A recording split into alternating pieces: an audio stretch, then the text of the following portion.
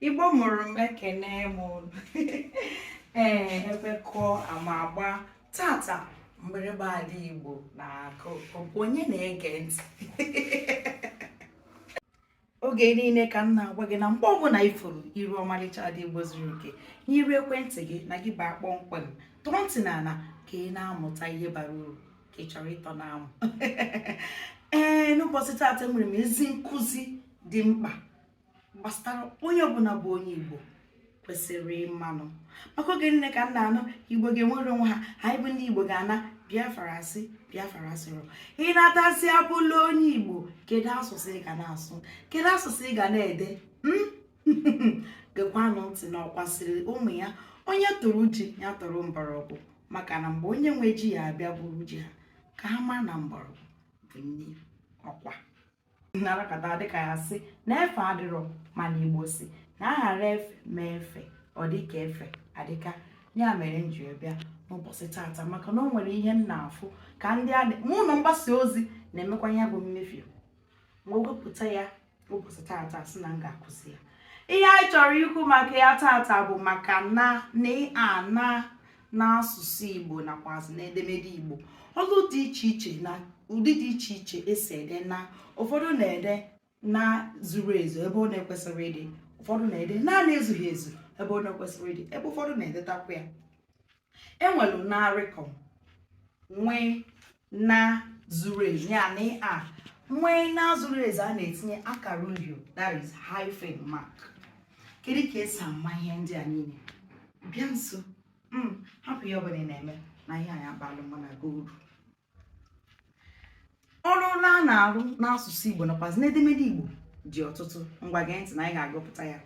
Na-arụ ọrụ dịka isi ngwa, na-arụ ọrụ dịka enyemaka ngwa, na-arụ ọrụ dịka mbụ ụzọ, dịka njikọ, dịka mmeju nakwazi isi ahịrị. Ngwa gee ntị ọ na mgbara ọsọ ka iji nwa ya. Ugbu a na-akpọpụta ya, na-akpọpụta ihe ọ pụtara n'asụsụ bekee. A sị m na arụ ọrụ dịka gịnị? Isi ngwa, ya bụ verb root.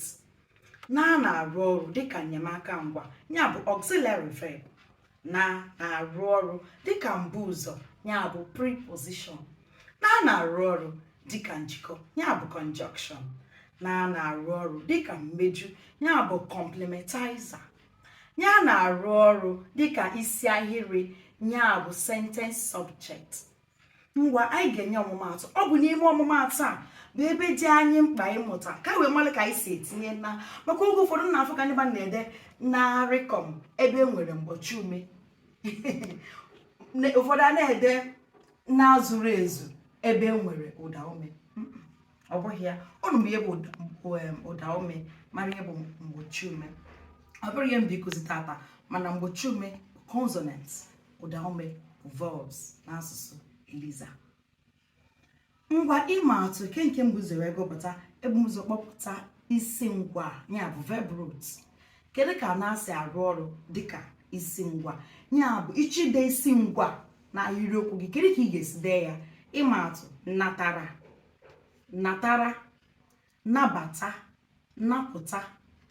Ka itinye ya na ahịrịokwu. Ọmụmaatụ: natara, ọ natara ụnyaahụ. Natara, gaa natara m ya ego m. Napụta, napụta ya iko ahụ. Nabata, nabata ya na ọ bụ nwanne gị. Nke a gafee maka ọrụ na-arụ dịka isi ngwa. Ka anyị gbanata n'ọrụ na-arụ dịka enyemaka ngwa, ya bụ auxiliary verb. Oge ọbụla ị na-ede na dịka enyemaka ngwa, ọ bụ oge ahụ ka ị ga-etinye akara uhie, ya bụ na-ata, na-akụzi, na-esi, na-eje. Na ire ha na ị ga-etinye ya akara uhie dịka isi afọ ya n'iru ekwentị gị ugbu a. Ịma atụ: Ada na-ata anụ. Ada Igbo na-akụzi Igbo. Ada Igbo na-esi ncha. Ana m esi gị oge, abụ ezigbo onye na-esi nri, wee dịrị gabazie. Ka anyị gbanata na dịka mbụ ụzọ. Na nke a ka m na-afụkarị ọtụtụ ndị na-eme mmefu. tupu ị na-ede na dịka mbụ ụzọ ị ga-agba mbọ mara ma mkpụrụ okwu bụ ụzọ ma idesịa na ọ bụ ụda ume ka ọ bụ mgbochi ume. Gee ntị na nke a dị mkpa. Ọ bụrụ mgbochi ume ịma na ana gị ga-ezu ezu, ma ọ bụrụ na ọ bụghị mgbochi ume na ụda ume ịma na anaghị agaghị ezu ezu, na ị ga-eji rịkọm mejuo ya. Ị ga-ede ni rịkọm, ịma atụ, n'elu, n'ala, n'ekwe. Ndị a bụ mkpụrụ okwu bụcha ụda ume. Ka abịazie mkpụrụ okwu bụ mgbochi ume: na mmiri, na mba, na nkata. Ka anyị tinye ya n'ọmụmaatụ. Ihe ahụ dị n'elu, aka m dị n'ala, wee dịrị gaba. Ị na-anya ifu ka m si wee depụta ya n'ekwentị. Ka anyị gbadatazie na nke bụ mgbochi ume. Ọ dị na mmiri, ana m eje na mba, azụ dị na nkata, wee dịrị gaba. Ị na-anya ifu ihe dị iche. Ọ bụrụ mgbochi ume dezuo na aga edezu ọkwụrụ onwe ya, ma ọ bụrụ ụda ume deni rịkọm ọ dị iche, maka na ụda ume anwa ụda ya enogo ụda a dị na ana. Ịghọtaghị ihe anyị na-ekwu? Ugbu a ka anyị gbadata ebe na-arụ ọrụ dịka njikọ, ya bụ conjunction. Oge ọbụla na-arụ ọrụ dịka njikọ, a na-edezu n'aha edezu. Ọsọ ya bụrụ na mkpụrụ okwu na-esote ya bụ ụda ume, ọsọ ya bụrụ mgbochi ume. Ịma atụ: obi na mma, elu na ala, imi na ọnụ, wee dịrị gaba. Obi na mma bụ nwanne, elu na ala na-eme ọfụma, imi na ọnụ bụ akụkụ arụ mmadụ, wee dịrị gaba.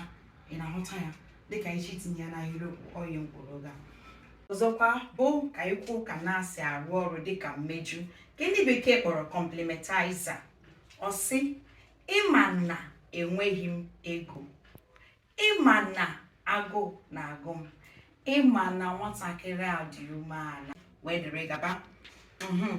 Nke ikpeazụ wee bụrụ ka na-arụ ọrụ dịka isi ahịrị, nke ndị bekee kpọrọ sentence subject.